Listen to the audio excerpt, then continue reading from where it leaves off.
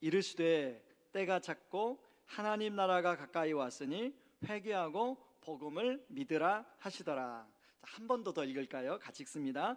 이르시되 때가 찼고 하나님 나라가 가까이 왔으니 회개하고 복음을 믿으라 하시더라. 아멘. 오늘은 우리 하나님 나라의 복음 DNA의 대표이신 김형국 목사님께서 오늘 말씀을 전해 주시겠습니다. 우리 김형국 목사님 나오실 때 우리 한번 박수로 모시도록 하겠습니다. 안녕하세요. 안녕하세요. 지난 8월 달에도 한번 뵀는데 오늘 다시 뵈서 너무 반갑고, 또 이제 대면 예배를 이렇게 드릴 수 있는 아마 첫 주로 제가 알고 있는데 이렇게 여러분들 꽉 차서 다 오셔서 아마 몇 분은 못 들어오지 않으셨나 싶기도 한데요. 이렇게 같이 예배드리게 돼서 너무너무 감사하게 생각합니다. 여러분들 마스크로 가리고 있지만 얼굴로는 환하게 지금 저를 환영하고 계시는 거죠. 눈만 봐서는 잘 모르겠어서 가지고 여러분들 정말 놀랍습니다. 우리 의왕 우리 교회는 저도 이제 나들목 교회라고 하는 교회를 대광고등학교에서 목회하다가 3년 전에 5개로 교회를 나누고, 저는 지금 목회 일선에서는 이제 스텝다운하고 교회를 지원하는 일을 하고 있는데요. 이 학교하고 같이 공간을 같이 쓴다는 게 결코 쉽지 않다는 것을 제가 잘 알고 있습니다. 특별히 여러분들 지금 이곳에 매주마다 이 바닥을 깔고 의자를 놓고 또 다시 철수하고 하는 이런 일들을 하면서 이 지역사회와 학교와 같이 공생하는 여러분들 보니까 저희 교회가 생각나서 동지적 지지를 열렬하게 드리는 바입니다. 특별히 또 수능이 있어서 한 주를 온라인으로 예배를 드리겠다고 그렇게 결심하신 것도 너무 잘하신 것입니다. 이웃을 섬기는 교회의 모습을 보여주셔서 정말 감사하게 생각하고, 오늘 저는 여러분들과 같이 오늘 아마 몇몇 분들 새로 오시는 우리 손님들도 계신 것 같고, 그래서 기독교의 가장 본질적인 이야기가 무엇인지에 대한 이야기를 좀 나눌까 싶습니다. 잠깐 제가 기도하고 같이 말씀 나눌까요? 하나님, 여기 있는 한 사람 한 사람들을 천하보다 귀하게 여기신다는 하나님의 말씀이 사람들은 과장이라고 생각합니다. 하나님, 그게 사실인 것을 제가 압니다. 여기 계신 분들도 오늘 그것을 깨닫게 되기를 원합니다. 하나님을 믿든 믿지 않든 이 놀라운 사실 앞에 설 수 있게 되기를, 이 놀라운 축복을 누릴 수 있게 되기를 성령께서 오늘 그렇게 일하여 주시기를 이 시간 간절히 기도합니다. 예수 그리스도의 이름으로 기도했습니다. 아멘.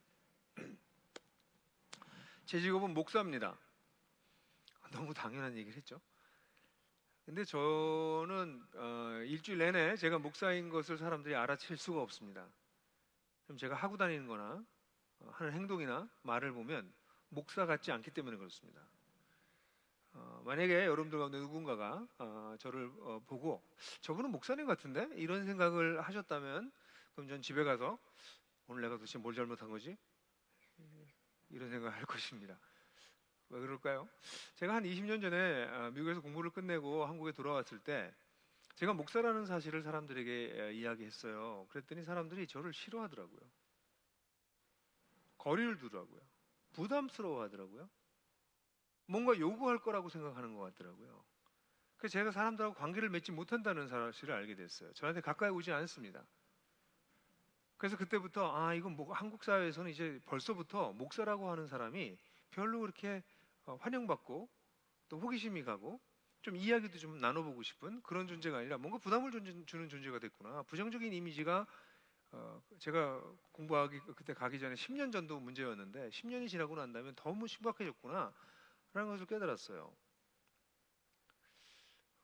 제 후배 목사 하나는 상가에 교회를 세워서 섬기고 있는데요. 거기 노래방이 하나 있어요. 그래서 어떤 사람이 노래방을 가다가 잘못 교회로 들어와서 그분에게 노래방을 친절하게 알려드렸더니 그분이 하는 말이, 이렇게 착한 목사님도 있네요, 이랬대요.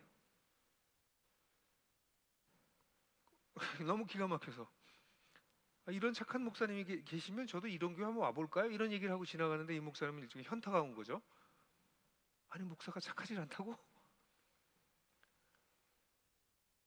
제가 만난 한 성도는요, 저희 교회 성도는 아니었는데 저한테 이렇게 말했습니다. 전 목사님한테 바라는 게 별로 없어요, 목사님들한테. 전 목사님들이 그냥 거짓말만 좀 안 했으면 좋겠어요. 저는 너무 충격을 받았어요. 이제 목사인 저 앞에서 그렇게 얘기하는 성도를 보면서, 아니 이분이 얼마나 많이 상처를 입었으면 이런 말을 젊은 목사 앞에서 아무렇지도 않게 얘기할 수 있을까?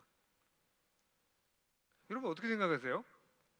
우리 한국 교회에 대한 평가는 이미 바닥을 쳤습니다. 바닥을 치고 뚫고 내려가고 있습니다. 목사는 한국의 신뢰할 수 없는 직종, 가장 밑에서 꼴찌 밑에서 1, 2위를 다투는 게 목사입니다. 한국 교회에 대한 부정적인 이미지는 이번에 코로나를 겪으면서 더 심해져서 지금 사실 우리 불신자 친구들은, 우리 이웃들은 더 이상 교회에 올 생각을 아예 하지 않습니다. 사실은 한국 교회에 대한 부정적인 이미지는 지난 한 40년 전서부터 시작해서 계속 나빠졌어요. 지속적으로 나빠졌습니다. 근데 오늘 이렇게 저희의 초청에 여러분들 와주신 분들은 진짜 감사한 분들입니다. 그런 부정적인 이미지에도 불구하고 혹시 여기 뭐가 있지 않을까? 라는 생각이 있으셔서 오신 것이고, 또 초대한 분들의 진정성이 아마도 있어서, 또는 그분들이 정말 심하게 부탁을 해서 오셨을지도 모르겠지만, 예의상 아유 저렇게까지 하는데 한번 가주자, 그래서 오신 분들도 계실지 모르지만, 어쨌든 이렇게 신뢰받지 못하고 이렇게 부정적인 일들을 경험하고 있는, 그래서 한 20년 전에는 한국 교회의 여러 가지 문제점들이 신문에 보도되고 뉴스에 보도될 때 사람들이 깜짝깜짝 놀랐어요. 근데 이제 놀라지도 않습니다. 너무 흔한 일이기 때문에 그러려니 하는 상황까지 되어졌어요. 이런 상황에 오늘 제가 기독교의 가장 본질적인 메시지를 여러분들하고 얘기를 하게 된 것은 굉장히 기쁘기도 생각하고 또 부담도 있어요. 여러분들한테 좀 묻고 싶어요. 도대체 왜 이렇게 된 걸까요? 이 교회 지도자들이 문제인가요? 큰 교회 목사님들이 문제인가요? 장로님들이 문제인가요? 왜 이렇게 된 거죠? 원래 기독교는 이런 건가요? 제가 여러분들한테 여기 오신 분들에게 저는 일단 신자들에게 먼저 좀 묻고 싶은 게 있어요. 신자들이 먼저 대답을 좀 생각해 보셔야 됩니다. 혹시 여러분들 가운데 제가 말하는 이런 말들, 비슷한 말을 하고 계시지 않나? 그런 생각을 하고 있는가 한번 그냥 생각해 보세요. 손 드실 필요는 없습니다. 근데 굉장히 1, 2부 때보다 여러분들 좀 경직되셨는데 이유가 특별히 있나요? 제가 뭘 잘못한 게 있나요? 그런 건 아니죠. 1부 때는 조금 듬성듬성 앉기도 했지만 2부는 완전히 줄을 세워가지고 모두 꽉 앉으셔가지고 마스크를 쓰고 저를 쳐다보고 있으니까 제가 약간 겁이 나긴 합니다. 약간 오징어의 어떤 장면 같기도 하고. 어쨌든 간에 그냥 여러분들한테 여쭤볼게요. 여러분들 신자들에게. 여러분들 가운데 이런 생각하는 사람 있지 않아요? 신앙을 가져도 교회를 다녀도 사람은 안 변해. 나도 안 변하는 것 같아. 이런 생각 하시는 분 혹시 계시나요? 또 어떤 분들은 구원을 좀 받았다 나는. 난 구원받은 게 확실해. 난 천당 갈 것 같아. 근데 왜 하나님은 구원받은 나를 천당에 빨리 데려가지 않으시고 이 땅에 이렇게 문제가 많은데 이 땅에 내버려 두시는 거지? 이런 생각하시는 분들 계시지 않나요? 혹시 또 여러분들 가운데 교회는 뭐 그런 거지. 교회가 원래 일주일에 한 번 가는 데지 뭘. 신앙생활은 그런 거야. 일주일에 한 번 교회 가면 되는 거지. 그 이후에 신앙생활은 건 과한 거야. 이렇게 생각하는 분들 혹시 계시나요? 이번 코로나 상황에 대해서 주일마다 예배를 드리지 못하니까 예배가 무너졌다 뭐 이런 말들까지 있었는데, 혹시 여러분들은 주중에 매일매일 혼자 또는 누군가와 함께 예배를 드리고 계시진 않나요? 그리고 주일 예배만이 거의 유일한 예배이신가요? 또는 여러분들의 자녀들이 있다면 여러분들의 자녀가 초등학교에 저학년은 해당되지 않습니다. 초등학교 약간 고학년서부터 중학교, 고등학교, 대학생들이 된다면 그 아이들은 여러분들을 보시고 엄마 아빠를 보고 하나님을 믿고 있나요? 하나님을 믿게 되나요? 교회를 다니는 게 아니고요. 하나님을 정말 믿게 되나요? 제가 지금 질문한 것에 대해서 여러분들 어떻게 답하시겠습니까? 그냥 원론적으로 말씀드린다면 예수님이 우리의 삶 속에 들어오시면 우리 인생이 안 바뀔 수가 없습니다. 예수님이 내 인생에 들어왔는데 내가 인생이 안 바뀌었다? 그럼 예수가 아니거나 안 들어오셨거나 예수가 진짜 별 볼 일 없는 존재입니다. 저희 집에 고양이가 한 마리가 있는데요. 길거리에서 고양이를 한 마리 데려왔어요. 지금 세 번째 고양이가 들어왔는데, 고양이가 저희 집에 들어오고 난 다음에 저희 집은 완전히 바뀌었습니다. 전 집사가 됐어요. 고양이 새끼 한 마리가 집에 들어와도 우리 집의 라이프 스타일이 다 바뀝니다. 근데 예수님이 우리 인생에 들어왔는데 내 인생이 안 바뀐다고요? 고양이 새끼만도 못하네요. 원래 이상하지 않으세요? 어떻게 생각하세요? 그리고 예수를 믿으면 결국 예수 믿는 건 죽으면 천당 가는 건가요? 그러니까 살아있는 동안 뭘 해야 되는지 모르겠다고. 왜 하나님 빨리 날 데려가시지? 그렇게 생각하시나요? 조금 더 나아가서 그런 분들 가운데 이렇게 얘기하시는 분들도 계세요. 나는 하나님이 세상에 살아서 일하고 계시는지 잘 모르겠어. 무슨 일 하고 계시는 건데? 여러분들은 혹시 하나님이 지금 일 안 하고 계시다고 생각하고 계시나요? 일하시는 게 안 보이시나요? 지금 아무 일도 안 하시는 하나님 어떻게 믿으시나? 그것도 좀 이상하지 않으세요? 여러분들이 하나님을 믿고 교회를 다니는 것이 아니라 하나님을 믿고 인생이 바뀐다면 당연히 여러분들의 자녀들이 여러분들을 보고 하나님이 우리 엄마 아빠 보니까 계신 게 분명해. 아니면 우리 엄마 아빠는 교회 가서 하는 거랑 집에서 하는 게 달라. 결국 알고 보니까 교인들이 다 그렇더만. 결국 교회 가서 다 가면 쓰고 있는 거고, 사람은 원래 우리 엄마 아빠는 원래 집에서 저러잖아. 그 무슨 하나님이 있어? 신이라고 하는 건 그냥 결국 기독교라고 하는 것은 교회 가서 저렇게 믿는 척 하는 거구나. 저런 걸 뭐하라 믿어? 그래서 아이들이 고등학교를 졸업하고 교회를 떠나는 아이들이 속출하고 있는 걸 아시나요?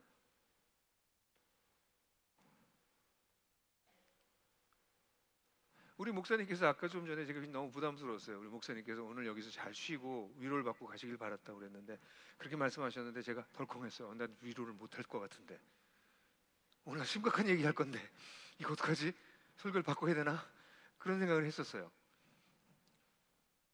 여러분, 뭐가 문제일까요? 이게 정상이라고 생각하세요? 그냥 기독교인이 된다는 것은 그냥 하나님 믿고 죽으면 천당 갈 거고, 내 인생은 성격이고 뭐고 별로 변하는 것도 없고, 그래서 내 아이들도 나를 보고 하나님이 살아계시다고 생각하기보다는 아니 무슨 교회 다니는 거지, 그냥 교회만 열심히 다니면 되는 거지, 뭐 그렇게 생각하고 있고, 하나님이 지금 일하시는 건 눈에 안 보이고 무슨 일을 하셔? 아니 왜 나는 이 땅에 두시고 죽을 때까지 빨리 천국이나 데려가시지, 이 세상을 살게 하시나, 이렇게 생각하고 있고.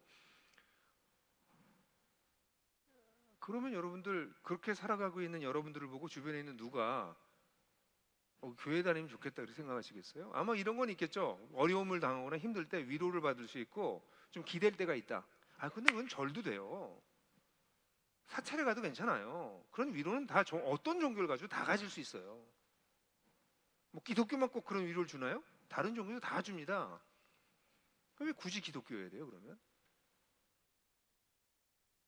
저는 여러분들에게 왜 오늘날의 우리 그리스도인들이 교회가 이 모양이 됐느냐 하는지에 대해서 얘기를 좀 드리고 싶은 거예요. 그 이유는요, 아주 결론적으로 얘기를 하면 예수님께서 우리에게 가르치신 놀라운 진리를 일부만 받아들였어요. 전부 다 받아들이지 않고요. 그래서 오늘 굉장히 중요한 이야기를, 제 인생의 가장 중요한 얘기를 여러분들에게 이제 나눠드리려고 그러는데요. 그럼 예수님의 가르침을 핵심으로 요약한 구절이 뭘까요? 마가복음 1장 15절입니다. 이르시되 때가 찼고 하나님 나라가 가까웠으니 회개하고 복음을 믿어라 하시더라. 예수님이 첫 번째 나타나셔서 설교하셨던 내용을 말씀하신 거예요. 그러면 이르시되 하시더라, 그 안에 있는 구절은 때가 찼다 하나님 나라가 가까이 왔으니 회개하고 복음을 믿어라. 이거 짧은 구절입니다. 10초? 15초 걸렸어요. 그렇게 얘기하시고 단에서 내려가셨을까요? 세상에서 가장 짧은 설교네. 아니죠. 때가 찼다 하나님 나라가 가까이 왔다 회개하고 복음을 믿어라, 이것은 예수님의 전체 가르침을 요약한 구절입니다. 마태, 마가, 누가복음에서 예수께서 가르치셨던 모든 가르침을 집약한 구절이 바로 이것입니다. 때가 찼다 하나님 나라가 가까웠다 회개하고 복음을 믿어라. 복음을 믿어라는 우리가 좀 아는 것 같아요. 그렇다면 이 예수님의 가르침이 뭔지를 얘기하고 싶어요. 오늘 여러분들 우리 기독교에 대해서 좀 관심이 있고, 혹시 여기에 뭔가 진리가 있지 않을까? 나도 좀 삶의 의미를 여기서 찾을 수 있지 않을까? 하고 오신 분들이 계시다면, 다른 무엇보다도 기독교의 핵심이 예수라고 하는 분인데, 예수라고 하는 분이 뭘 가르치셨는지를 잘 들어보시는 게 필요합니다. 그냥 교회 다니실 생각하지 마십시오. 그거 별로 좋지 않습니다. 확실하게 잘 들어보십시오. 짧은 시간이지만. 그리고 오늘 이야기로 충분하지 않을 거예요. 아마 오늘 들으시고 난 다음에 어떤 분들은 나 진짜 좀 공부를 좀 해봐야 되겠는데, 진지하게 탐구를 좀 해봐야 되겠는데, 그런 마음이 드실 수 있다면 오늘 전 너무 좋겠어요. 전 오늘 여기서 여러분들 예수 믿을 사람 손 드세요 이런 거 안 할 거예요. 예수는 그렇게 쉽게 믿을 수 있는 게 아닙니다. 그렇다면 예수님이 가르친 이 가르침의 의미는 뭘까요? 첫 번째, 때가 찼다 이렇게 말씀하셨어요. 이 얘기는 사실은 구약 전체를 다 이야기해야 되는데 그렇게 얘기할 시간이 없기 때문에 아주 요약해서 한마디로 얘기하면 이겁니다. 더 이상 내버려둘 수가 없구나. 더 이상 내가 참을 수 없구나. 하나님께서 더 이상 세상을 바라보시면서 참을 수 없다. 내버려둘 수 없다. 이게 때가 꽉 찼다 이제. 그 말씀이십니다. 인간의 인간됨이 깨어진 것, 망가진 것, 세상에 깨어진 것을 스스로 이걸 회복할 수가 이제 없겠구나. 이거 내뒀다가는 더 약자들이 더 많은 고통을 당하고 불의가 더 많이 생길 거고 이제 안 되겠구나. 더는 기다려줄 수가 없구나. 그게 때가 찼다는 의미입니다. 아주 쉽게 표현해서 어느 사회든 어느 문명이든 어느 개인이든 하나님께서 다가오셔서 때가 찼다고 말씀하실 때가 있습니다. 내가 더 이상 너희들을 기다려줄 수가 없구나. 더 기다렸다간 너희가 더 망가지기 때문에. 이 얘기는 무슨 얘기일까요? 이게 기독교의 핵심의 첫 번째 진리입니다. 기독교는 무슨 얘기를 하고 있냐면 우리가 살고 있는 세상이 형편없이 깨어져 있다는 것입니다. 망가져 있다는 것입니다. 회복 불능의 상태에 와 있다는 것이에요. 그게 기독교의 첫 번째 가르침입니다. 많은 사람들은 하나님은 사랑이십니다라고 시작하는데 사실 사랑을 얘기하기 전에 먼저 이것이 선명해져야 됩니다. 우리가 살고 있는 세상이 깨어져 있다. 여러분, 그 깨어짐에 대해서 얘기해 볼까요? 사실 이 이야기를 하면 한두 끝도 없는데 그냥 몇 가지만 여러분들한테 얘기해 볼게요. 요즘 시끄러운 얘기가 뭔가요? 한 작년이나 재작년쯤 시끄러웠던 건 N번방이었어요. 그죠? 근데 N번방 얘기는 쏙 들어갔습니다. N번방 어떻게 처리된 거 보셨어요? 한두 명 잡고 끝났어요. N번방에 연루된 사람이 목사로부터 교수로부터 정치인으로부터 수많은 사람들이 있기 때문에 이걸 파지를 못하고 덮어버렸어요. 그리고 이런 문제는 지금도 계속 진행되고 있습니다. 이게 뭐 근절이 됐거나 작아졌을까요? 전혀 그렇지 않습니다. 근데 이제는 얘기도 안 해요. 오케이, 그건 요즘 지나갔으니까 그럼 딴 얘기 합시다. 대장동. 요즘 대장동 때문에 시끄럽죠. 그죠? 근데 가만 생각해 보세요. 대장동 문제가 대장동 문제만입니까? 여러분들 조금만 아시는 분이라면 지금 부동산 개발, 대규모 개발을 하는 거의 대부분이 비슷하게 설계가 돼 있어요. 그러니까 비슷한 방식으로 몇몇의 소수의 사람들이 엄청난 개발 이익을 얻고 있습니다. 이게 대장동만이 아닙니다. 그런데 정치권은 너무 이상하지 않아요? 대장동만 가지고 떠들어요. 그 사람들이 모를까요? 그냥 정치화 이슈화 시켜서 그것만 얘기하고 있는 거죠. 아니 지금 우리나라 전체가 지금 개발 열풍에 빠져가지고 여기서 어떻게 정말 엄청난 부를 만들어낼 수 있는 구조가 그런 설계들을 하고 누가 설계했냐, 누가 도둑놈이냐 이런 얘기를 하고 있는데 아니 다 그러고 있다니까요. 그걸 할 줄 못해서 못할 뿐이죠. 그게 우리 한국 사회예요. 그냥 우리가 살고 있는 세상을 잘 보세요.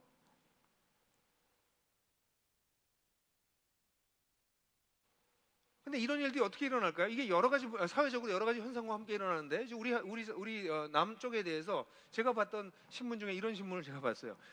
우리 한국은 지금 제2의 분단이 일어나고 있다. 그게 무슨가 신문을 보니까 지금 수도권의 인구가 50%가 넘는 게 2019년에 50%가 넘었습니다. 지금 현재 수도권 내 면적은 12%쯤 돼요, 남한에.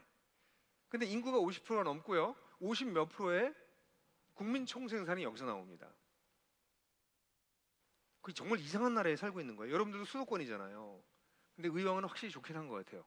오다 보니까 너무 아름다운 산야가 바로 옆에 있어서 너무 좋았지만 수도권입니다. 의왕도. 그러니까 결국 수도권의 사람들이 몰려 살아요. 대한민국의 50%가 넘는 사람이 12%밖에 안 되는 땅덩어리에 모여 삽니다. 아니 몰려 살면서 여기서 뭐 이 여러 가지 문화적인, 경제적인, 사회적인 혜택을 누리면서 잘 살면 좋죠. 근데 자만 통계를 보면 자그마치 60%의 사람이 2년마다 집을 이사를 합니다. 한번 손 들어볼까요? 그럼 한번 재밌을 것 같아요. 하지 마세요. 지난 2년 동안 이사 간 사람, 앞으로 2년 내에 이사 갈 사람 손 들라고 그러면 여기 굉장히 많은 분들이 손 들걸요. 그러니까 지금 우리는 굉장히 이상한 세상에서 살고 있어요. 서울, 한국이라고 하는 한 지역에 12%밖에 안 되는 곳에 50%가 넘어도 복작복작 사는데, 거기서 정주해서 한 마을을 이루고 공동체를 이루고 서로 돌보고 사는 것이 아니라 2년마다 돌아다니는 거예요, 계속. 그러니까 옆집에서 누가 죽었는지, 아랫집에 누가 사는지 우리 모릅니다. 함께 모여 살지만 가장 고독한 곳이 이 도시입니다. 아무 관심이 없습니다. 관심 가질 수가 없죠. 나도 2년 있으면 떠날 거고 옆집도 몇 년 있으면 떠날 거니까. 여러분, 이런 게 다 정상이라고 생각하십니까?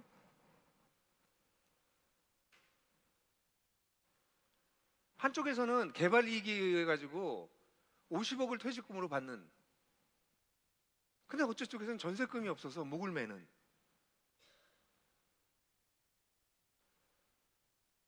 여러분, 기독교는요, 이런 걸 직면하면서 하나님을 믿는 것입니다. 세상이 이렇게 깨졌구나. 제가 지금 이 부동산 하나만 얘기했는데 하나만 더 얘기할까요? 여러분, 코로나라고 하는 것은 뭐 모든 사람 학자들이 얘기하고 있지만 인간의 탐욕이 너무 많아져가지고 인간의 영역이 너무 넓어져서 동물들이 사는 데까지 다 들어와서 동물의 바이러스가 인간에게 넘어온 것이다. 그래서 인수 공통 감염증이라고 부릅니다. 그게 뭐 메르스서부터 시작해서 여러 가지가 있었죠. 그러다가 그래서 경고가 계속 있어 왔어요. 그러다 이번에 코로나는 전 세계적으로 이게 퍼졌습니다. 그래서 뭐 거의 이건 공통된 의견입니다. 이건 인간이 너무 탐욕이 너무 많아져서 이 물질 문명이 너무 많이 발달해가지고 자연 상태를 다 망가뜨리기 때문에 지금 그 자연으로부터 역습당하고 있는 것이다. 바이러스로부터 역습당하고 있는 것이다. 라고 바이러스가 시작됐을 때 많은 사람들이 얘기했는데 이 얘기는 옛날부터 하던 얘기예요. 근데 이제 그 얘기에 이제 사람들이 귀를 기울이기 시작했죠. 그러면서 그 전에 얘기 나왔던 이미 지구는 2050년에 이제 더 이상 거주불능한 상태가 될 것이다. 라고 얘기했던 학자들의 얘기들이 다시 귀를 기울이기 시작했어요. 2050년이면요, 제 사랑하는 딸이 시운이 될 때입니다. 시운이면 사람이 인생을 살기에 꽤 괜찮은 때입니다. 인생을 쭉 살아서. 근데 제 딸이 2050년이 되면 이 지구는 사람이 살 수 없는 곳이 될 것이라고 학자들이 이미 얘기하고 있었고, 그래서 지금 이제는 뭐 하고 있어요? 뭐 탄소를 줄이지 어쩌고, 탄소 제로 어쩌고 저쩌고 하고 ESG 얘기하고 이러고 있습니다. 좋은 일입니다. 전기차도 나와야 되고 수소차도 나와야 되겠죠. 근데 여러분들은 이런 문제가 과연 해결될 거라고 생각하십니까? 그냥 여러분들에게 여쭤볼게요. 코로나가 있기 전에 여러분들이 버리던 쓰레기랑 코로나가 이거 끝나고 지금 코로나 지금 현재 여러분들이 버리고 있는 쓰레기는 어떠십니까? 온갖 택배와 온갖 배달 음식을 통해서 우리는 굉장히 편하게 살고 있습니다. 그래서 쓰레기 양이 어떻게 됐나요? 사람들은요, 자기는 조금 더 희생할 생각하지 않아요. 자기는 조금 더 그 편리함을 놓칠 생각하지 않아요. 그건 자기 권리예요. 돈이 있으니까. 쓰레기는 더 많아지고 있어요. 기업들은 뭐 ESG 한다고 다 들어보셨나요? ESG, Environmental Social Governance, 뭐 이런 얘기하면서 우리 회사는 ESG 해요. 뭐 다 난리가 났어요 지금. 그게 성공한다 해도 개개인이 가지고 있는 탐욕은 줄어들지 않고 있는데, 우리 모두가 가지고 있는 평범한 사람들의 탐욕은 하나도 줄고 있지 않는데, 이 지구가 과연 그 인간의 탐욕을 버텨낼 수 있다고 생각하세요? 여러분, 기독교는요, 이런 것을 들여다보는 게 기독교입니다. 왜냐하면 여러분 구약을 만약 읽으시면 구약에 끊임없이 선지자들이 이 세상을 향해서 얘기하고 있어요. 불의한 세상, 불공평한 세상, 사랑이 메마른 세상, 이기적인 사랑, 곧 이기적인 세상, 부가 편중된 세상, 그래서 약하고 가난한 사람들은 고통당하는 세상. 그래서 구약이 얘기하고 있는 바는 이런 거예요, 여러분. 구약 전체가 얘기하고 있는 바는 착한 사람은 손해를 보고 의로운 사람은 핍박을 당한다. 이게 구약의 사상입니다. 왜 그렇게 됐을까요? 하나님이 없었기 때문에, 하나님을 무시하기 때문입니다. 하나님이 없다고 생각하는 사람들은 검찰과 경찰만 피하면 됩니다. 검찰과 경찰도 돈과 권력이 많으면 잘 넘어갈 수도 있습니다.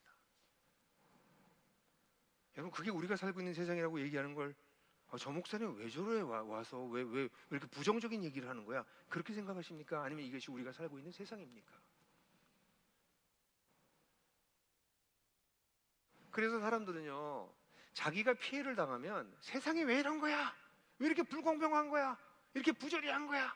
라고 얘기하지만 자기가 고통과 어려움을 당하기 전에는 그냥 그적그적 살만 합니다. 그러다 어느 날 어떤 일을 당하면 너무 화가 나는 거죠. 어떻게 이럴 수가 있나? 아니요, 늘 그랬어요. 지금 당장 여러분의 차례가 아닐 뿐. 여러분, 오징어 게임이라는 거 보셨나요? 오징어 게임이 왜 전 세계적으로 이렇게 모든 사람들의 우리 한류를 알리는 드라마가 됐을까요? 오징어 게임은 무슨 얘기입니까? 결국 혹독한 경쟁을 통해서 극소수만 살아남는다는 얘기입니다. 그걸 보고 인도에 있는 사람들도, 말레이시아에 있는 사람들도, 일본에 있는 사람들도, 북미에 있는 사람들도, 브라질 사람도, 유럽 사람도 다 동의하는 거예요. 정말 세상이 그렇네. 저 게임하듯이 결국 정말 싸워가지고 그 승자가 독식하는 세상이네. 이 비정함, 그 상징성에 모든 인류가, 지구촌의 사람들이 동의한 것입니다. 그래, 우리가 사는 게 꼭 오징어 게임 하는 것 같아. 그런데 딴 방법이 없는 거죠. 여러분, 기독교는 어떤 종교냐면요, 이거를 먼저 봐야 되는 것입니다. 왜냐하면 하나님이 말씀하시는 게 때가 찼다. 이제 더 이상 내가 봐줄 수가 없다, 너희들을. 인간이 너무 약해져서 자기가 주인이 된 인간들이, 힘 있는 자들이 당연히 그 힘을 가지고 약자들 보호하고, 많이 가진 자들이 그걸 가지고 없는 사람들을 돌보는 것이 당연한 이치거늘. 너희들은 힘 있는 사람은 자기의 힘을 가지고, 자본을 가지고 돈을 가지고 사는 건 자기의 자본과 돈을 가지고 마음껏 사는구나. 그래서 약자들이 고통을 당하는구나. 그래서 구약의 하나님이 자신을 뭐라고 얘기하시죠? 고아와 과부와 나그네의 하나님이다.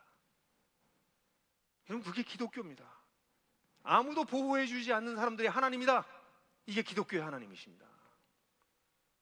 그래서 기독교는 얘기할 때 처음에 하나님은 사랑이십니다 이렇게 달달하게 시작하면 안 됩니다. 기독교는 때가 찼다, 하나님의 심판이 코앞에 닥쳤을 정도로 인류는 심각한 문제를 가지고 있다. 인류뿐 아니라 우리 개인도 마찬가지입니다. 하나님 없이 살아보십시오. 가정이 정말 부부가 깊이 사랑하고 서로 순종하며 살 수 있을까요? 왜 수많은 부부들이 깨질까요? 왜 수많은 남녀들이 40만 넘으면 버젓이 부부가 있는데도 여자친구 남자친구를 밖에 데리고 있을까요? 가정에 왜 수많은 아이들이 엄마 아빠를 보면서 결혼할 생각을 안 하고, 요즘 젊은 애들은 40이 될 때까지 결혼할 생각을 안 해요. 왜 그럴까요? 그래서 어떤 일이 벌어지고 있냐요? 대한민국은요, 이미 다민족 국가가 됐지만 우리나라에 이주해온 이주민들은 아이를 계속 많이 낳아요. 우리 한국 사람들은 애를 안 낳습니다. 머지않아, 아직 이런 통계가 프로젝션은 확실하게 나오지 않았지만 머지않아 한국은 완전히 다민족 사회가 될 겁니다. 그게 나쁘다 좋다는 얘기를 하는 게 아니고요, 지금 우리 한국 사람들의 정신세계가 그렇다는 거예요. 이제 애 안 낳습니다, 요즘 젊은 애들이. 왜 그럴까요? 여러분, 우리가 살고 있는 세상에 대해서 정직하게 질문을 하실 때 하나님을 믿으실 수가 있습니다. 하나님을 믿는다는 것은 그냥 이 세상에서 어떻게 도피해서 마음을 좀 위로받고 그냥 하나님 믿으면 복받고 잘 살다가 죽으면 천당까지 가는 그런 종교가 아닙니다. 때가 찼다, 하나님의 선언을 처음에 기억하셔야 됩니다. 때가 찼다. 근데 예수님께서 그 다음에 하나님 나라가 가까이 왔다라고 그러고 있어요. 그러니까 이 때가 참 가장 중요한 이유가 뭐라고요? 하나님이 아니라 자기가 주인이 된 사람들이 세상을 지배하고 있기 때문에 그래요. 그래서 권력과 돈이 제일 중요합니다. 권력과 돈이 있으면 세상을 다스릴 수 있어요. 주무를 수 있습니다. 이게 없으면 눈치를 봐야 돼요. 그래서 어느 영역에서든지 일정량의 돈과 권력을 가져야만 이 세상에 살아남을 수 있는 것 같은 세상 속에 우리가 살고 있어요.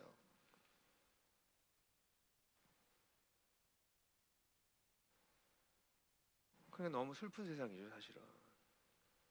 저는 이 수능 때가 오면 마음이 너무 아파요. 수능 끝나면 또 아이들이 또 자살할 거 아니에요. 점수 몇 점 때문에 애들이 왜 죽냐고요. 점수 몇 점이 그게 뭐가 중요한데, 그냥 그게 우리 한국 사회로 보여주는 단면이에요. 아니, 점수 몇 점 때문에 왜 옥상에서 떨어지냐고, 애들이. 꿈도 꿔보지 못한, 그 꽃도 펴보지도 못한 나이에. 여러분, 기독교는요, 이런 깨진 세상 속에서 이거 문제가 심각하구나 라는 걸 증명하는 것부터 시작되는 것입니다. 이걸 직면하지 않고 기독교를 진행시키니까 이 엉망인 세상 속에서 복받는 것을 추구하기 시작해요. 사실은 심판의 대상인데. 그러니까 외부에 있는 사람들이, 넌 크리스천들이 기독교를 이렇게 보면 이거 정말 이상한 종교다. 이게 엉망인 세상에서 하나님이 축복해 줘서 너희만 무슨 뇌물을 주는 거야 하나님한테? 그럼 너희들만 특별하게 잘 대해줘. 그래서 너희들만 복받는다고? 그게 기독교라고? 그래서 어떤 사람은 저한테 이렇게까지 말했어요. 그런 게 기독교라면 난 기독교가 사실이라도 안 믿어요. 아니 무슨 신이 그래? 자기 새끼들만 잘 대해주고 아니면 버려요? 그런 게 신이에요? 그런 정의감도 없는 신이야? 기독교는 그런 거네. 부족신이네 그냥. 우리 하나님 아버지가 모욕당합니다. 우리 하나님은 의로운 자가 죄인에게나 햇빛과 비를 동일하게 내리시는 분이십니다. 오늘 공정사회 공평 이런 얘기를 하지만 공정과 공평의 근원은 하나님께 있습니다. 그런 하나님, 우리 하나님 아버지십니다. 그러니까 기독교라고 하는 것을 처음에 우리가 얘기할 때 여기 신자든 아니든 여러분들하고 같이 얘기해야 될 것은 우리가 살고 있는 깨진 세상을 직면하는 것이에요. 아, 이 속에 나도 한 부분이 됐구나. 나도 이 속에 살면 여기서 빠져나가기 굉장히 어렵구나. 이 오징어 게임에 다 들어가 있구나 우리가. 이거 어떡하냐. 이걸 직면하는 것입니다. 그게 기독교의 첫 번째입니다. 제가 영상 하나 보여드릴게요. 제가 쉰들러스 리스트라고 하는 영화를 굉장히 좋아해요. 여러 가지 상징성도 뛰어나고 의미도 있어서 거기 아주 짧은 1분 한 몇 초 되는 클립을 여러분들에게 잠깐 보여드리겠습니다.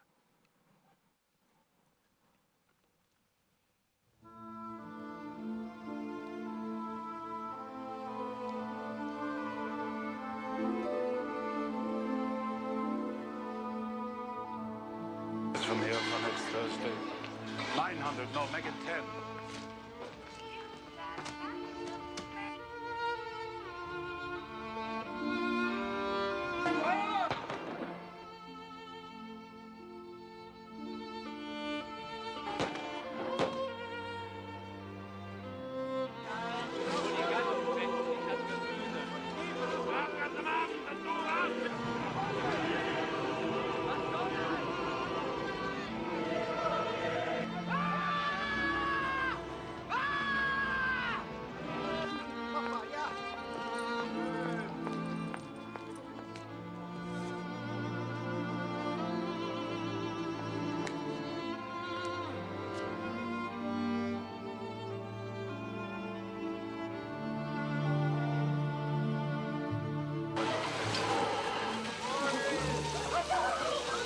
This is really cruel, Oscar. You're giving them hope. You shouldn't do that. That's cruel.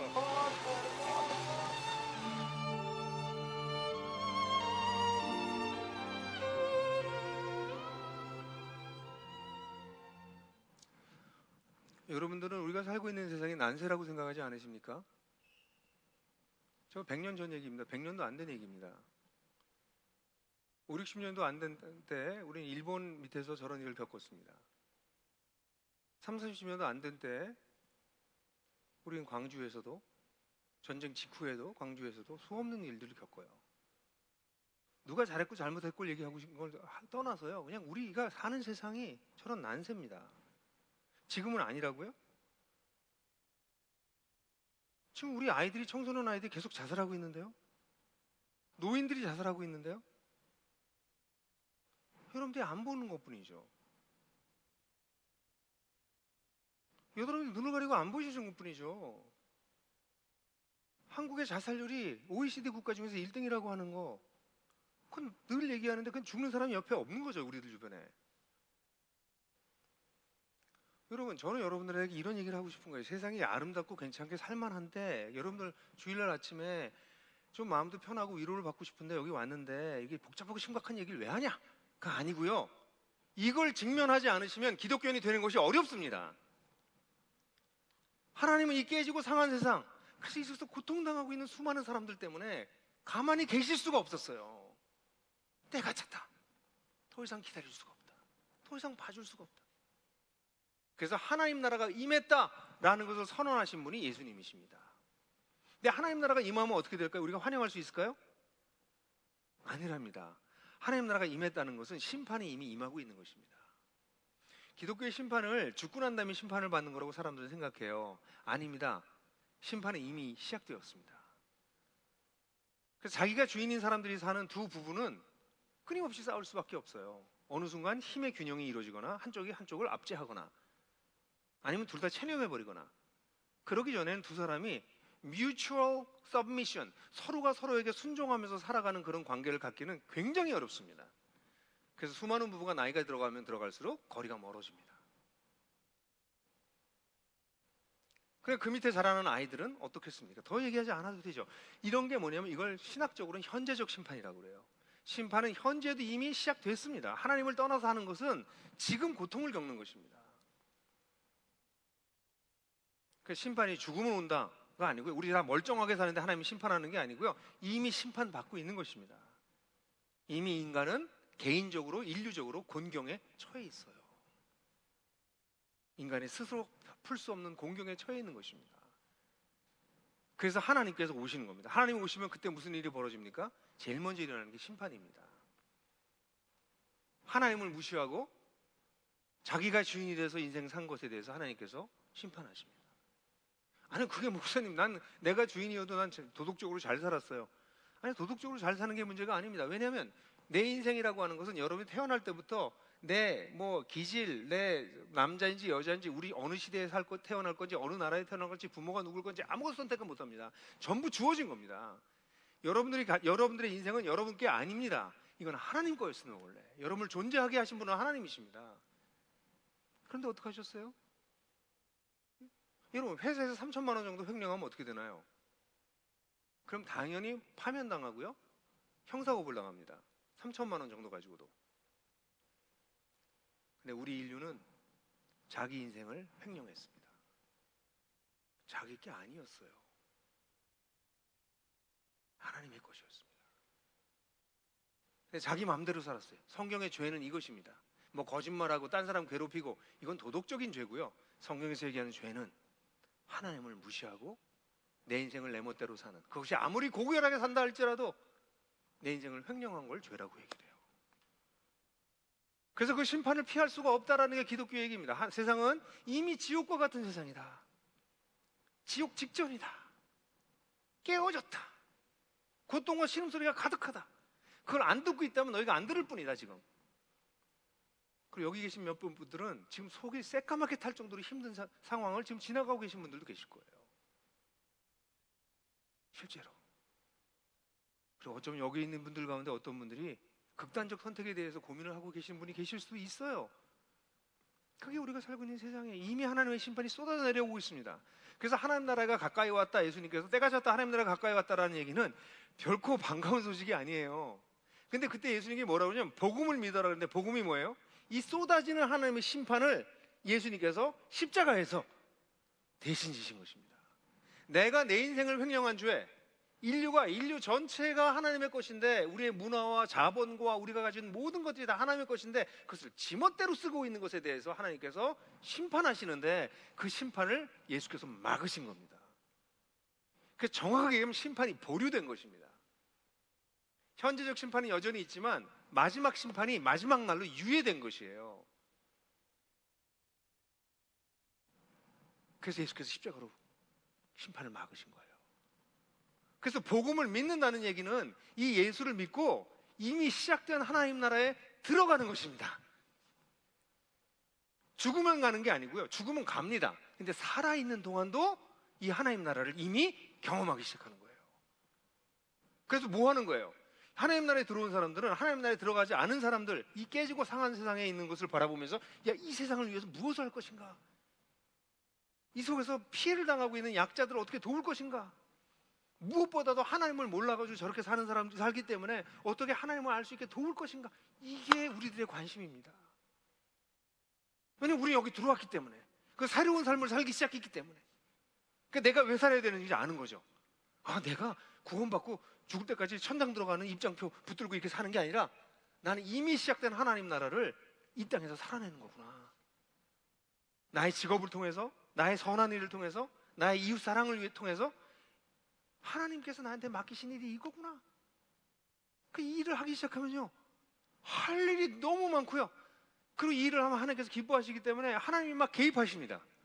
하나님께서 일하시는 게 막 보이기 시작해요. 하나님이 일하고 계시는구나. 하나님이 치열하게 일하고 계시는구나. 그걸 발견하기 시작하는 거죠. 그럼 어떻게 될까요? 우리 같이 평범한 사람도 아니 주인이 막 그렇게 열심히 일하시는데 근데 그 주인도 나를 너무 사랑한 주인이세요. 그럼 난 어떤 마음이 들 것 같으세요? 나도 좀 어떻게 보태야 되지 않을까? 나도 어떻게 좀 이 나를 사랑하시는 이 주님을 위해서 나 좀 어떻게 좀 살아야 되지 않을까? 이런 생각이 안 들까요?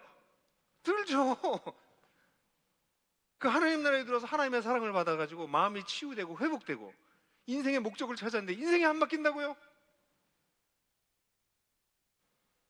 예수 믿으면 천당 간다라고 하는 입장권 하나 붙들고 있으면 안 변하죠.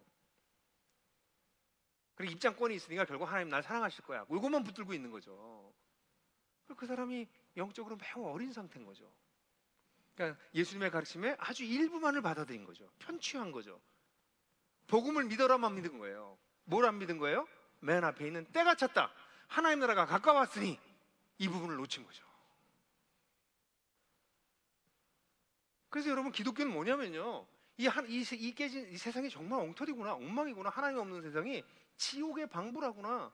이런 세상에서 하나님께서 우리를 구원해 내시는구나 라는 거예요. 아니 기독교인들 가운데도 이렇게 얘기한다니까요. 아니 하나님이 왜 멀쩡히 사는 사람을 지옥을 보내세요? 멀쩡히 사는 게 아니고요. 우리가 사는 게 지옥이에요. 이미 하나님 없이 사는 것이 이렇게 엉망이에요. 그러니까 그 사람들이 하나님 없이 그냥 지옥으로 가는 거예요. 보내는 게 아니고요. 그냥 연장되는 거예요. 여기서 하나님 뭐 하시는 거예요? 우리를 레스큐, 구원해 내시는 거예요. 물에 빠진 사람 건지는 것처럼 지금 하나님께서 치열하게 사람들을 구하고 계세요. 그래서 뭐 하려고요? 하나님 나라를 살아내서 하나님 나라를 살아내는 사람들과 공동체가 이 깨진 세상을 하나님 대신해서 치유하고 회복하게 하시려고요. 여러분 교회는 영광스러운 집단이에요. 이 하나님 나라를 받아들여서 이 하나님 나라에 눈이 떠져서 이 엉터리 같은 세상 속에서 성공하려고 하는 것이 아니라 이 속에서 내가 내 몫이 무엇일까? 나는 무슨 일을 하고 살면 이 세상에 이 망가진 세상을 돌아가게 하는 사람이 아니라 이 속도를 좀 멈추게 하고 이 속에서 상처받고 고통당하는 사람들 어떻게 도울까? 그걸 같이 고민하는 사람들이 교회랍니다. 그게 그리스도인이랍니다. 그런 그리스도인들을 보면 사람들이 어떤 생각하겠어요? 하나님이 살아있을지도 모른다. 저 사람들 왜 저렇게 사냐? 세상은 다 이렇게 가는데 영끌에서라도 전부 다 자기 하나의 행복을 위해서 각자 도생하면서 사는데 왜 저 사람들은 자기 인생도 그렇게 뭐 잘 사는 것 같지 않은데 자기보다 더 힘든 사람을 돕겠다고 저렇게 아둥바둥 되냐? 그 뒤에 하나님이 안 계신데 그렇게 할 수 있겠어요? 하나님이 계시니까 그렇게 하는 거죠. 신들스 리스트의 마지막 장면을 한번 보시겠습니다.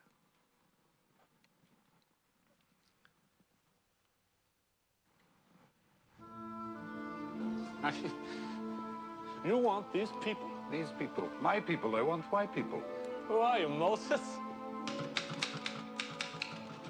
Ole Pepperberg, Mila Pepperberg.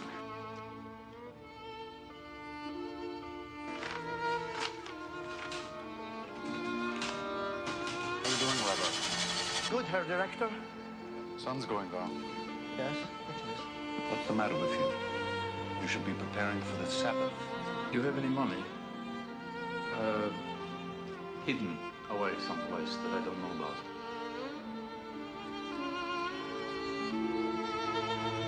No.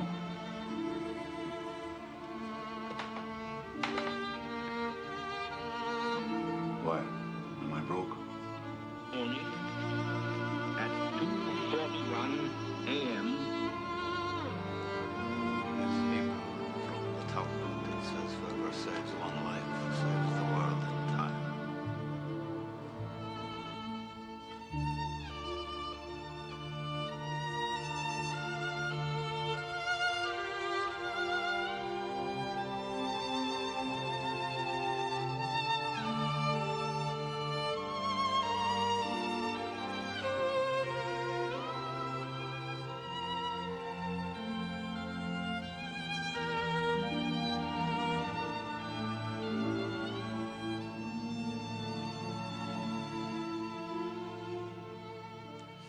여러분 이 쉰들러스 리스트 이 영화는 굉장히 상징적인 영화고 실제 사건이었는데요. 이 사람이 엄청난 부를 사실 더 만들어갈 수 있었죠. 근데 어느 순간에 이게 사람 사는 길이 아니다 생각하고 자기 재산을 다 팔아가지고 유대인을 하나씩 삽니다. 그 유대인들 죽을 사람들을 계속 살려요. 그래서 자기 재산을 완전히 탕전해서 파산할 때까지 하는데 그렇게 저 사람이 살린 사람들의 후손의 숫자가 6천 명입니다. 지금 폴란드에 살아남은 사람들은 4천 명밖에 살아남지 않았습니다. 유대인이. 그 탈무드의 맨 마지막에 그를 랍비가 얘기하면서 했던 장면이 정말 아주 상징적이죠. 한 사람을 구하면 세상을 구합니다. 하나님이 뭘 원하시는 줄 아세요? 여러분 한 사람을 구하기를 원하세요. 그냥 기독교에서 하나님이 나를 사랑하신다, 뭐 힘내세요, 아까도 찬양하고 이런 거 다 좋은데요. 그렇게 하는 이유가 나를 정말 사랑하셔서 그래요. 근데 사랑하셔서 죽으면 천당 보내려고 천당 가요, 나중에. 근데 사는 게 더 중요하지 않나요? 죽어보지 않았잖아요, 우리 모두는. 살아있는 동안이 굉장히 중요합니다. 기독교는 죽고 난 다음을 얘기하는 종교가 아니라 죽고 난 다음에 그렇게 되기 때문에 사는 동안에 이렇게 멋지게 살 수 있어요 라고 얘기하는 것이 기독교입니다. 나 한 사람을 구원하시는 것은 세상에 다른 사람을 살리기 위한 것이에요. 나를 통해서 누군가를 살리기 위해서예요. 먼저 크리스찬이 되신 분들이, 진짜 크리스찬이 되신 분들은 당연히 마음속에 뭐가 생길까요? 거룩한 빚진 마음을 가져요. 내가 뭔데 나를 먼저 부르셨지? 나는 어쩌다가 이렇게 놀라운 하나님 나라를 발견했지?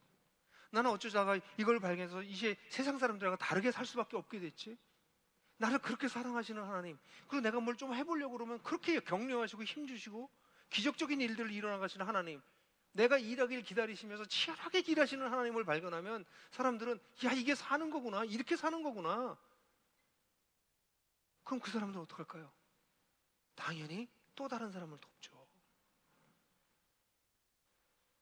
그럼 밖에 있는 사람들도 보면서 이 사람들은 다른 종류의 삶을 사는데 우리랑 비슷한 줄 알았는데 알고 보니까 진짜 다르네. 왜 그럴까? 이들이 믿는 하나님이 진짜일지도 모르겠다. 아예 눈이 열리기 시작하는 거죠. 그럼 사람들이 하나님을 믿지 말래도 믿게 해달라고 도와달라고 그러죠. 그게 원래 기독교였어요. 여러분, 기독교는요 그냥 달달하게 하나님 믿으면 복 받고요, 죽으면 천당 가요 이렇게 얘기하는 종교가 아니에요. 그게 틀린 말들은 아닌데 중요한 걸 다 빼먹었어요. 그럼 다 맞는 얘기인데 중요한 거 빼놓고 한 얘기예요. 기독교는요 예수 믿고요 복 받고요 천당 가는 얘기예요. 이거 맞는 얘기거든요. 근데 뭐가 빠졌어요? 기독교는요 깨지고 상하고 난세 같은 세상에서, 세상을 망가뜨리고 자기가 망가뜨릴 밖에 없는 세상에서 하나님을 믿고 하나님 나라에 들어가서 구원을 얻고, 그래서 복을 받고 이 땅에서 세상 사람들이 얘기하는 그런 물질적이고 세속적인 복이 아니라 하나님을 가까이 하는 복, 인생의 목적을 찾는 복, 사람들을 서로 사랑할 줄 아는 복, 그런 놀라운 복을 받고 이 세상 속에 살면서 그 복을 계속 증진시키고 사람들에게 전하다가 죽으면 천당 간다는 얘기예요. 그러니까 예수 믿으면 복 받고 구원받아 천당 간다는 말은 맞지만 중요한 게 다 빠져버리고 나니까 기독교는 예수 믿고 이 말도 안 되는 세상에서 너 혼자 복 받고 그 다음에 죽으면 나랑 똑같이 살았는데 죽으면 너만 천당 간다는 얘기냐, 이런 기독교가 돼버린 거예요. 기독교 그런 거 아니에요. 만약 기독교가 그런 것이라면 저는 제 인생을 여기다 드릴 생각이 한순간도 없습니다.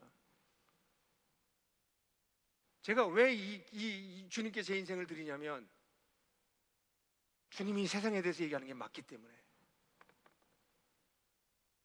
저는 굉장히 괜찮은 환경에서 자라났어요.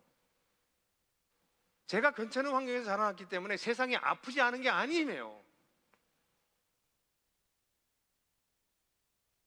세상이 너무 아파요, 여러분. 그걸 안 보고 계셨다면 보시기 바라요. 여러분들이 지금 아프시다면 여러분들이 아픈 것만큼 세상에 더 많은 사람들이 아파하고 있다는 것을 기억하세요. 내 아픔을 통해서. 그게 우리가 살고 있는 슬픈 세상이에요. 때가 찼다. 더 이상 내가 그냥 너희들이 스스로 문제를 해결할 수 있게 내버릴 수 없구나. 내가 개입하겠다. 그래서 하나님 자신이 오십니다. 예수께서 하나님이 어떤 분인지 보여주시고 하나님 나라를 시작하십니다. 근데 하나님 나라가 시작되면 우리는 전부 심판받아야 되는데 그 심판을 하나님께서 십자가에서 죽으심으로 심판을 유보시키세요. 마지막 땅으로. 그리고 그 사이에 우리가 하나님을 믿고 이 깨진 세상을 하나님과 함께 회복하는 일을 하라고 우리를 부르십니다. 그래도 한 사람만 살려. 한국 사회 다 바꾸려고 하지 말고 그냥 한 사람만 살려. 그러면 그 사람이 또 다른 사람을 살리고 또 다른 사람을 살릴 거야. 그게 겨자씨의 비밀이야. 그래서 여러분들을 부르세요. 여러분들이 너무 소중한 사람이에요. 왜냐면 여러분들이 살고 여러분들이 진짜 살면 여러분들이 적어도 한 명, 두 명을 살릴 것이니까. 아니요, 한 명, 두 명이 아니고요, 수십 명 살릴걸요. 그럼 그 사람들이 또 사람들을 살릴 거니까. 쉰들러가 했던 것처럼. 그게 기독교입니다. 그러므로 이 하나님 나라의 도전이란 이런 것입니다. 예수님께서는 여러분들에게 도전하고 계세요. 개인적으로는 여러분들이 하나님께로 돌아와서 이 풍성한 삶을 살아라. 나를 믿을 때야 너의 인생이 완전해진다. 네가 추구하던 삶은 나를 믿을 때만 가능해. 그래서 우리를 풍성한 삶으로 초대하세요.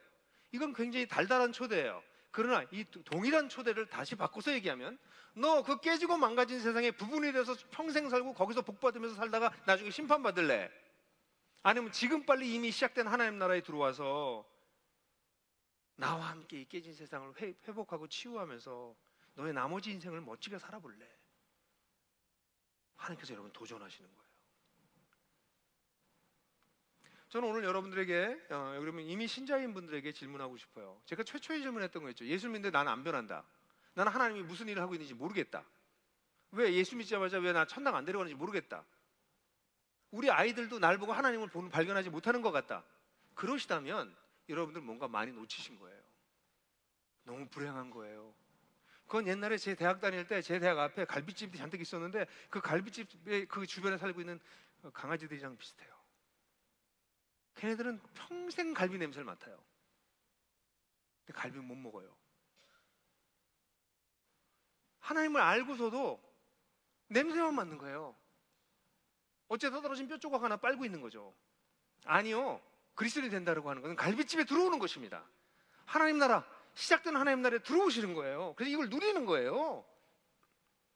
근데 이게 누리는 것만 아니라 누리다 보니까 무슨 생각해요? 밖에 있는 사람들 못 먹고 있잖아. 들고 나가는 거죠. 그들도 먹이려고. 근데 내가 먼저 먹어야죠. 내가 이 맛있는 걸 알아야지. 그럼 들고 나가는 거죠. 어떻게 안 나가요? 가만히 있을 수 없는 거죠. 그래서 하나님은 여러분들을 초대하고 계시고 또 도전하고 계세요. 저는 오늘 여러분들에게 설교하러 오면서 그런 생각했어요. 이런 이야기를 듣고 사람들이 불쾌해하지 않을까?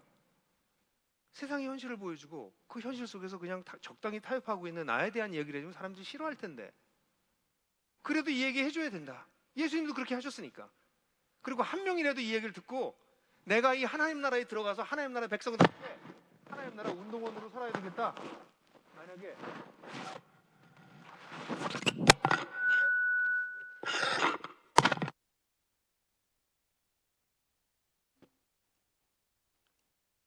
만약에 여러분들 가운데서 그렇게 하나님 나라의 운동원으로 살아야 되겠다고 결심하시는 분들이 계시다면 단 한 명만이 그런 분들이 생긴다 할지라도 충분하다. 왜냐하면 그 한 사람을 통해서 다른 수많은 사람들이 구원을 받을 거기 때문에. 그래서 저는 여러분들에게 달달하게 예수 믿고 천당 가세요라는 얘기가 아니라, 여러분 이 깨진 세상 속에서 한 부분이 돼서 살아가지 마시고 부족해도 저와 우리와 동지가 되주세요. 하나님 믿는 건 그런 겁니다. 내가 먼저 회복되고 그 회복이 너무 놀라워서 세상도 회복하려고 하는 것. 보잘것없고 별 볼 일 없는 인생이지만 나 하나 살리신 하나님, 나도 한 명은 살리고 죽을래요. 그런 마음으로 사는 것. 그래서 여러분들이 신자건 아니시건 여러분들이 진지하게 오늘 이 얘기 들으시고, 여러분 저 얘기 지금 조금 길게 들으셔서 한 30-40분 들으셨거든요. 그리고 여러분 인생이 바뀌는 거 아니에요. 여러분들 진지하게 고민하셔야 돼요. 진짜 고민하셔야 돼요. 그래서 신자들도 그렇고 불신자들도 그렇고 제가 이렇게 이야기한 내용들을 다양하게 쓴 책들이 있고 우리 의왕교회에서는 그걸 자료로 쓰기 시작한다고 해서 너무 기쁘긴 해요. 그래서 풍성한 삶의 초대라는 책도 있고, 또 오늘 제 얘기를 좀 다르게 요약하면 하나님 나라의 도전이라는 책이 있는데 2권. 그런 책을 같이 공부하시고 이야기 나누십시오. 그러니까 진지하게 고민하십시오. 덜컥 믿지 마십시오. 덜컥 교회 오지 마십시오. 여러분들 초대 한 분하고 저런 책 읽고 아니면 영상을 보고 토론하십시오. 그리고 정말 이게 그것이라면, 이것이 정말 내가 찾던 그런 삶이라면, 이거 망가진 세상에 대한 하나님의 유일한 해결책이라는 게 정말 확신이 드신다면 그럼 인생을 거십시오. 하나님도 당신에게 인생을 거셨습니다. 그러므로 그 하나님께서 나에게 인생을 거신 걸 깨달은 사람들은 나도 내 인생을 허접하지만 주님께 드리는 겁니다. 그게 기독교입니다. 그게 예수께서 가르치신 가르침의 정수입니다. 전 여기 계신 모든 분들이 부족하지만 제 동지가 되시기를 바랍니다. 그래서 이 세상 속에서, 이 슬픔과 고통이 많은 세상 속에서 눈물을 닦아주고 상처를 치유하고 그래도 몇 명이라도 살릴 수 있는 삶을 같이 살아갈 수 있게 되기를 간절히 바랍니다. 이 시간 함께 찬양하겠습니다. 여러분들이 얼마나 소중한 분인지 이 노래를 들으시면서 노래를 부르셔도 자신에 대해 생각하셔도 되고, 자신의 가까운 사랑하는 사람을 생각하셔도 돼요. 또 지금 너무너무 아프고 힘든 사람을 생각하셔도 돼요. 하나님은 세상의 모든 사람을 향해서 같은 마음을 가지고 계세요. 그 마음으로 함께 이 노래 하시죠.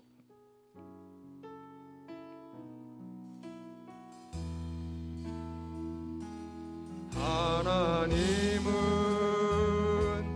너를 만드신 분, 너를 가장 많이 알고 계시고, 하나님은 너를 만드신 분, 너를 가장 깊이 이해하신단다. 하나님은 너를 만드시는 분, 너를 절대 포기하지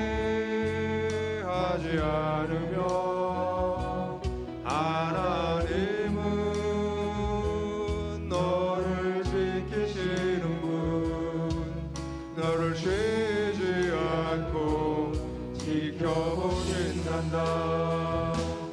그의 생각 셀 수 없고, 그의 잠이 무궁하며, 그의 샘심 날마다 새롭고, 그의 사랑 끝이 없단다. 하나님은 너를 원하시는 분, 하나님은 너를 원하시는 분, 이 세상 그 무엇 그 누구보다 하나님은 너를 원하시는 분, 너와 함께 있고 기뻐하신다.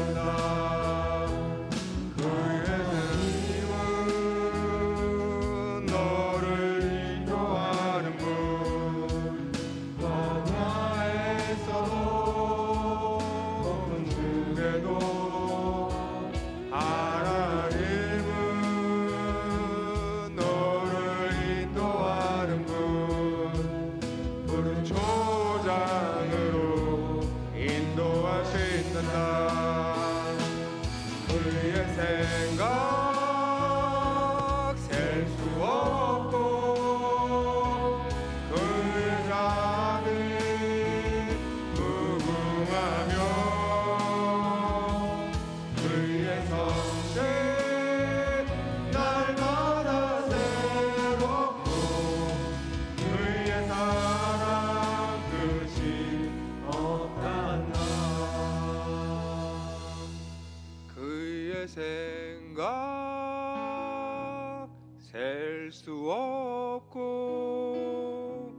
그의 자비 무궁하며, 그의 성실 날마다 새롭고, 그의 사랑 끝이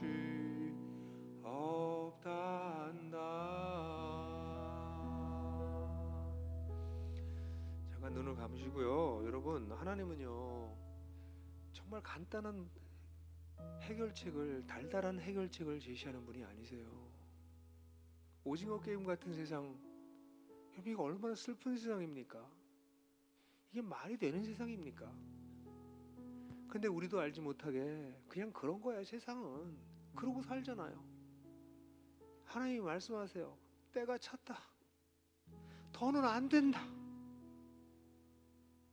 그래서 주님이 오신 것입니다. 그래서 예수라는 분이 오신 것입니다. 오셔서 우리 죽으면 천당 가는 천당 입장권으로 주러 오신 것이 아니라 우리가 당해야 될 심판을 대신 당하시고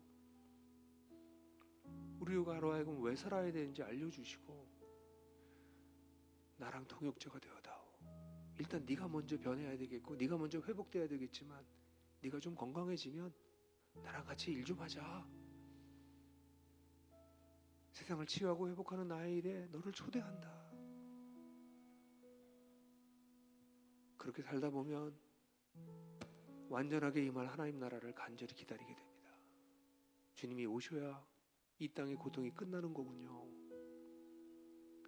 여러분, 여기 계신 그리스도인들이 먼저 그 삶을 살아주십시오. 우리가 그 삶을 살지 않으면서 세상 사람들에게 죽으면 천당 간다는 이야기해야 아무도 듣지 않습니다. 이제. 그러나 우리가 이렇게 살면 우리 친구들이 우리의 진정성을 발견합니다. 여기 진짜 뭐가 있구나. 그래서 그들도 우리와 함께 동지가 될 거예요. 여기 계신 하나님에 대해서, 기독교에 대해서 관심을 가지신 분들 대충 믿을 생각하지 마시고요. 진지하게 고민하십시오. 이게 과연 그것이라면 여러분 인생을 거십시오. 이 시간 1분 동안 기도할 거예요. 아직 기도 못하시는 분은 그냥 하나님에게 솔직하게 얘기하세요. 혼란스럽습니다. 그래도 되고요. 제가 용기를 좀 얻고 싶습니다. 그렇게 말씀하셔도 되고요. 뭐라고 말씀하셔도 돼요. 그냥 말씀을 드리세요. 하나님께. 그분은 여러분들의 웅얼거리는 기도도 들으시는 분이세요. 왜냐하면 여러분들의 관심이 있으세요. 진짜 관심이 있으세요. 그리고 그리스도인들은 새로운 마음으로 기도하십시오. 내가 천국을 보여주는 사람이 되어야 되겠다. 주님의 부족해도 일꾼이 되어야 되겠다. 이 시간 1분 동안 기도하고 제가 여러분들을 위해서 기도하겠습니다. 같이 기도하시겠습니다. 아버지 하나님,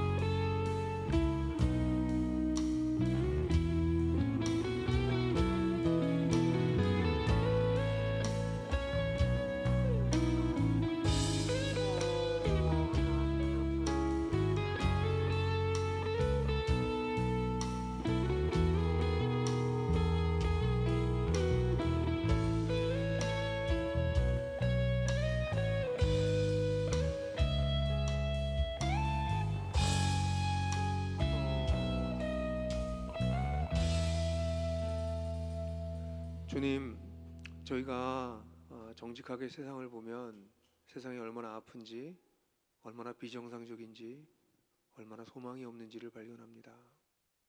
그리고 정직하게 저희 자신을 봐도 까딱 잘못하면 저희도 이 세상의 그냥 한 부분이 돼서 그냥 다른 사람이 다 흘러가는 대로 같이 그 경류를 따라 흘러갈 수밖에 없는 인생이라는 것도 발견하게 됩니다. 이렇게 살다가 죽을 수밖에 없었던 우리들을 주님께서 찾아오셔서 하나님은 이런 세상을 좋아하지 않으신다. 아니, 슬퍼하신다. 그리고 분노하신다. 그래서 회복하길 간절히 원하신다는 것을 우리에게 알려주시고, 이를 위해서 당신 스스로가 이 땅에 오셔서 우리를 심판하는 대신에 심판을 당하시고 우리로 하여금 이 새롭게 시작된 하나님 나라에 들어갈 수 있는 길을 열어주시니, 오 하나님,